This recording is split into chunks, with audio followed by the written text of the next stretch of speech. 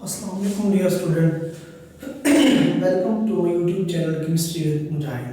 हमने FSc first year chemistry start की हुई थी और उसके अंदर आज हमने पहला अपना चैप्टर स्टार्ट किया हुआ बेसिक कंसेप्ट। उस बेसिक कंसेप्ट के अंदर जो हमारे पास पहला लेक्चर है उसके अंदर हमने देखना है कंसेप्ट ऑफ एटम। एटम का कंसेप्ट सबसे पहले किसने दिया था, उसकी क्या हिस्ट्री थी। सबसे पहले हम उसकी हिस्ट्री देखेंगे कि एटम का कंसेप्ट सबसे पहले किसने दे दिया था। उसके बाद हम उसको डिफाइन करेंगे, एटम की डेफिनेशन क्या होती है। उसके बाद हम उसके देखेंगे कुछ एविडेंस ऑफ एटम कि हमें कैसे पता चला कि एटम पाया जाता है और एटम को फाइंड आउट करने के लिए क्या क्या कोशिशें की गई थी। उसके अंदर हम देखेंगे बच्चे सबसे पहले बाय यूजिंग ऑप्टिकल माइक्रोस्कोप कि ऑप्टिकल माइक्रोस्कोप को इस्तेमाल करके क्या हमने एविडेंस ऑफ एटम को फाइंड आउट किया था या नहीं किया था।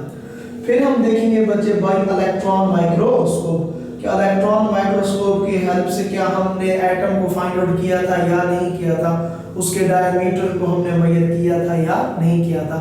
एट द एंड हम देखेंगे एक्स-रे स्टडी ऑफ एटम।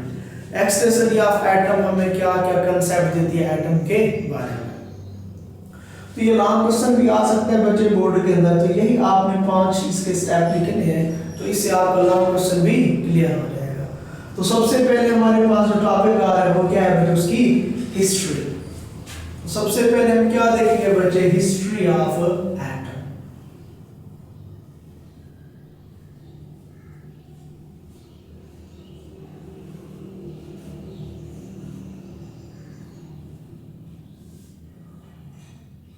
तो आज हमारे पास जो पहला टॉपिक आ रहा है वो हमारे पास क्या है बच्चे, उसकी हिस्ट्री आ रहा है। बच्चे देखें शुरू में कहा गया जो मैटर है उसको हम मजीद छोटे हिस्सों में डिवाइड नहीं कर सकते। मैटर को नॉट बी डिवाइडेड इनटू सब एटॉमिक पार्टिकल्स। फिर बाद में एक हमारे पास ग्रीक फिलोसोफर आया, कौन सा, डेमोक्रिटस। उसने कहा जो मैटर है ना, लेट्स सपोज ये मैटर है। मैटर कहते हैं anything that has mass and occupies space. कोई भी चीज जो मास रखती है और क्या कहती है, जगह घेरती है, उसे हम कहते हैं मैटर। क्या कहते हैं बच्चे, मैटर। तो ये आपके पास व्हाइट बोर्ड मार्कर, इसका मास है और ये जगह भी घेर है, इसे हम क्या कह सकते हैं, मैटर। तो शुरू में कहा गया ये जो मैटर है ना, इसको मजीद छोटे हिस्सों में डिवाइड नहीं कर सकते। फिर बाद में हमारे पास ग्रीक फिलोसोफर आया, कौन सा, डेमोक्रिटस। उसने कहा ये जो मैटर है ना, इसको हम मजीद छोटे हिस्सों में डिवाइड कर सकते हैं और इन छोटे हिस्सों को उसने नाम दिया एटम का। किसका नाम दिया, एटम का। तो कहने का मकसद ये है कि जब हम हिस्ट्री की बात करें तो सबसे पहले हमें एटम का कंसेप्ट किसने दिया था, डेमोक्रिटस ने। Mean the concept of atom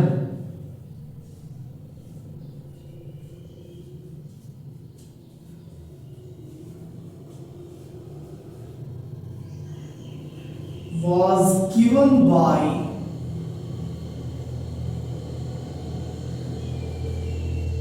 Democritus।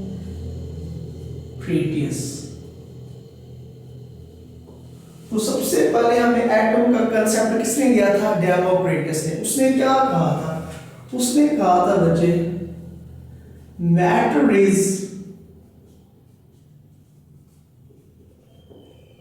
composed of indivisible particle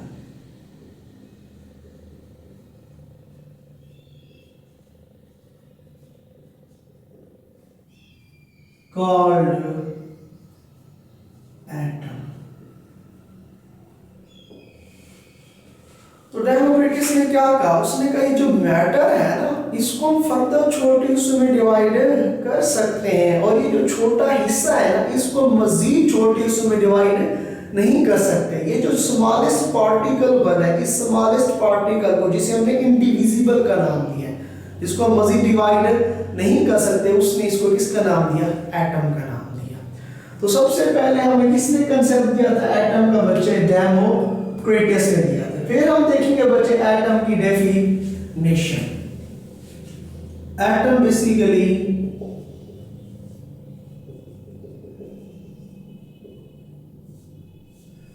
को डिफाइन करते हैं बच्चे, the smallest particle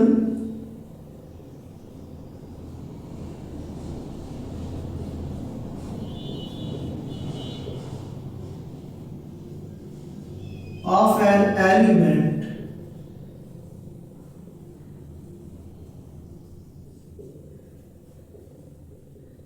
which can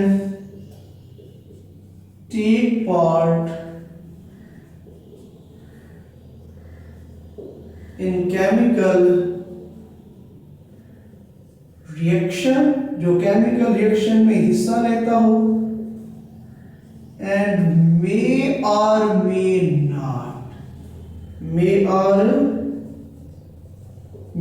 not exist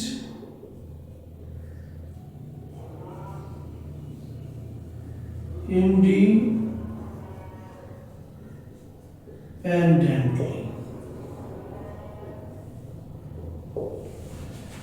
atom क्या है बच्चे? Atom is the smallest particle of an element, element का वो छोटे से छोटा जर्रा which can take part in chemical reaction, जो केमिकल रिएक्शन में हिस्सा लेता हो, एंड मे और मे नॉट एग्जिस्ट इंडिपेंडेंटली, और वो अपना आजादाना वजूद बरकरार रख भी सकता है और नहीं भी रख सकता। अब हमारे पास कौन कौन से एटम हैं जो केमिकल रिएक्शन में हिस्सा लेते हैं और अपना आजादाना वजूद बरकरार रख भी सकते हैं और नहीं भी रख सकते। अगर हम बात करें बच्चे पीरियोडिक टेबल की बात करें, ये हमारे पास पीरियोडिक टेबल है बच्चे। इस पीरियोडिक टेबल के अंदर पहला एलिमेंट कौन सा है? हाइड्रोजन, फिर बच्चे helium, lithium, beryllium, boron, carbon, nitrogen, oxygen, fluorine, neon, sodium, magnesium, aluminium, silicon, phosphorus, sulphur, chlorine और आर्गन। हाइड्रोजन ग्रुप 1 के एलिमेंट है, ये ग्रुप 2, 3, 4, 5, 6, 7 और 8 के एलिमेंट। ये जो ग्रुप 8 के एलिमेंट है बच्चे, इन्हें हम कहते हैं नोबल गैसेस। ये जो मैंने जितने एलिमेंट लिखे हैं, इन तमाम एलिमेंट को हम एटम भी कहते हैं, एटम भी कहते हैं। एटम की पहली कंडीशन क्या है? वो केमिकल रिएक्शन में हिस्सा ले। केमिकल रिएक्शन में हिस्सा लेने से मुराद है वो या तो किसी को इलेक्ट्रॉन डोनेट करे, या इलेक्ट्रॉन एक्सेप्ट करे, या इलेक्ट्रॉन शेयर करे। तो कोई भी चीज जो इलेक्ट्रॉन दे या इलेक्ट्रॉन ले या इलेक्ट्रॉन शेयर करे, जब भी हम इलेक्ट्रॉन की बात करते हैं उसे कहते हैं केमिकल रिएक्शन। तो ये जितने भी एलिमेंट हैं ये केमिकल रिएक्शन में हिस्सा लेते हैं, इन्हें हम क्या कह सकते हैं? एटम कह सकते हैं। और उनकी दूसरी डेफिनेशन क्या है? एंड मे और मे नॉट एग्जिस्ट इंडिपेंडेंटली, मतलब ये अपना आजादाना वजूद बरकरार रख भी सकते हैं और नहीं भी रख सकते। ये आजादाना तौर पर रह सकते हैं, हवा, पानी, मट्टी के अंदर ये आजादाना तौर पर रह सकते हैं। अगर और कुछ एटम ऐसे हैं जो आजादाना तौर पर अपना वजूद बरकरार नहीं रख सकते, मतलब कुछ रह सकते हैं कुछ नहीं रख सकते। तो कौन रह सकते हैं कौन नहीं रह सकते? अगर हम पीरियोडिक टेबल के अंदर देखें, ये जो ग्रुप 8 के एलिमेंट हैं जिन्हें हमने नाम दिया नोबल गैसेस का, कौन से? Helium, neon, argon, krypton, xenon और रेडॉन। ये जो ग्रुप 8 या फिर 18 के एलिमेंट हैं जो नोबल गैसेस हैं, इनका ऑक्टेट मुकम्मल है, वैलेंस शेल मुकम्मल है। वैलेंस शेल कंप्लीट होने की वजह से ये इजीली ना किसी को इलेक्ट्रॉन देती है ना इलेक्ट्रॉन लेते, मतलब ये आजादाना तौर पर अपना वजूद बरकरार रख सकते हैं। तो जो ग्रुप 18 के एलिमेंट है वो आजादाना तौर पर अपना वजूद बरकरार रख सकते हैं, लेकिन उसके अलावा बाकी जितने एलिमेंट हैं उनका ऑक्टेट मुकम्मल नहीं है। ऑक्टेट मुकम्मल नहीं है ऐसे मुराद है उनको स्टेबल होने के लिए मजीद इलेक्ट्रॉन चाहिए, तो इसलिए वो या तो किसी को इलेक्ट्रॉन देंगे या इलेक्ट्रॉन लेंगे, मतलब किसी के साथ मिल के रहेंगे, आजादाना तौर पर अपना वजूद बरकरार नहीं रखेंगे। तो इसलिए हमने कहा इट मे और मे नॉट एग्जिस्ट। एग्जिस्ट का मतलब होता है रहना, इंडिपेंडेंटली मतलब आजादाना तौर पर। ये आजादाना तौर पर रह भी सकते हैं और नहीं भी रह सकते। तो कौन आजादाना तौर पर रह सकते हैं? फॉर एग्जांपल आपने कहना है all noble gases, all noble gases like helium, neon, etcetera.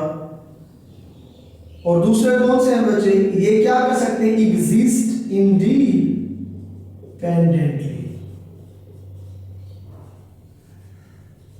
ये आजादाना तौर पर रह सकते। और कौन नहीं रह सकते बच्चे आजादाना तौर पर बच्चे, आपने कहना है nitrogen, oxygen, fluorine, sulphur etcetera can not exist independently. ये जो एटम है ये आजादाना तौर पर अपना वजूद बरकरार नहीं रख सकते। क्यों नहीं रख सकते, कि कोई इनका ऑक्टेट मुकम्मल नहीं है, इससे या तो किसी को इलेक्ट्रॉन देंगे या लेंगे, इलेक्ट्रॉन शेयर करेंगे, मतलब किसी के साथ मिल के रहेंगे, आजादाना तौर पर नहीं रहेंगे। तो सबसे पहले हमने उसकी हिस्ट्री देखी थी, फिर उसकी हमने देखी डेफिनेशन। अब हम देख रहे हैं एविडेंस ऑफ एटम, एटम के शवाहिद, आया कि एटम पाया जाता है और नहीं पाया जाता। अगर एटम पाया जाता है तो सबसे पहले किसने उसको फाइंड आउट किया था,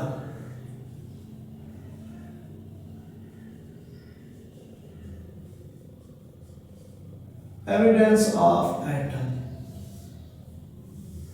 बच्चे एटम के एविडेंस की तरफ जाने से पहले मैं एक चीज आपको मेंशन करता चलूं, जो एटम का साइज है, एटम का ये एक्स्ट्रा चीज बता रहा हूं, जो साइज ऑफ एटम है, साइज ऑफ एटम है वो बच्चे हमारे पास है 2 × 10⁻⁻10 metre.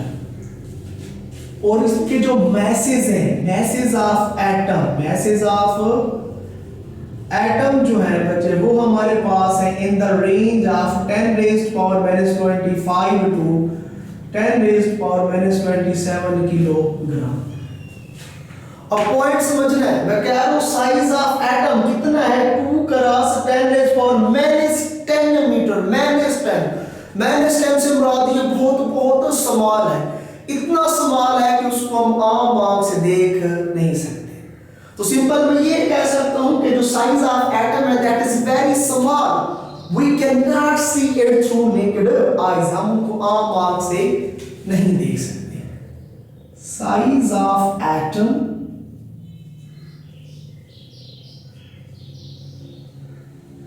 is very small.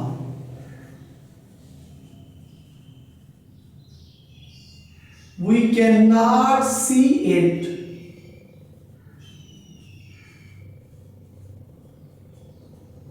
through naked eyes.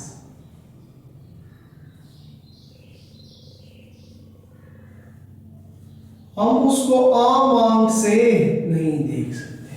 अब देखना तो है, तो इसलिए अब हमें क्या करना है, एटम के फाइंड आउट करने के लिए हमने यूज किया है क्या, बाय ऑप्टिकल माइक्रोस्कोप। तो फिर हमने क्या करना है बच्चे, एटम को फाइंड आउट करने के लिए, उसके साइज को मेजर करने के लिए हमने क्या यूज किए बच्चे, ऑप्टिकल माइक्रोस्कोप।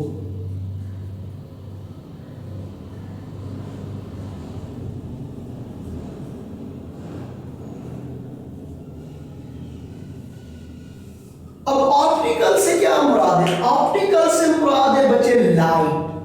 मतलब हमने क्या यूज किया, ऑप्टिकल माइक्रोस्कोप के अंदर या इन लाइट, इसके हम लाइट माइक्रोस्कोप भी कहते हैं, इसके अंदर हमने यूज किया visible light. In optical microscope